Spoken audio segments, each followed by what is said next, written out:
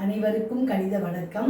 இப்போ பார்க்க போகிறது 6ஆம் வகுப்புக்குரிய கணக்கு 2ஆம் பருவம் பயிற்சி 2ல் 1ல் 3ல் உள்ள கணக்கை பார்க்க போகிறோம்.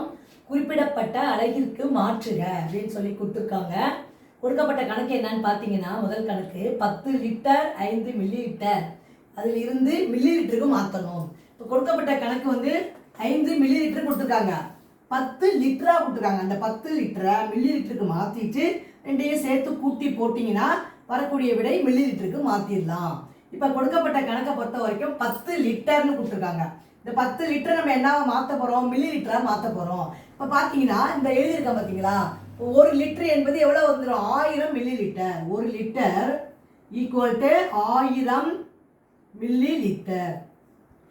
இப்போ கொடுக்கப்பட்டது எவ்வளோ, 10 லிட்டர். 10 லிட்டர் ஈக்குவல் டு 10 பெருக்கல் 1000.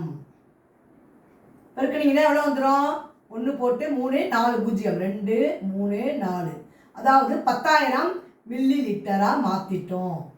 அடுத்து என்ன கொடுத்துருக்காங்க, 5 மில்லி லிட்டர். 10,000த்தையும் 5ஐயும் சேர்த்து கூட்டி போட்டிங்கன்னா கிடைக்கக்கூடிய ஆன்சர் மில்லி லிட்டரில் கிடைச்சிடும். இப்போ பார்த்தீங்கன்னா கணக்கு கொடுக்கப்பட்ட கணக்கு 10 லிட்டர் ப்ளஸ் எவ்வளவு 5 milli litre equal to 10,000 plus 5 milli litre. ரெண்டையும் சேர்த்து கூட்டினோம்னா 10,005 மில்லி லிட்டர். இதுதான் இங்கே கேட்கப்பட்ட கணக்குக்குரிய விடையாகும். லிட்டரை மில்லி லிட்டருக்கு மாற்றிக்கிறோம், அப்புறம் சேர்த்து கூட்டி போட்டிருக்கேன். புரிஞ்சுங்களா?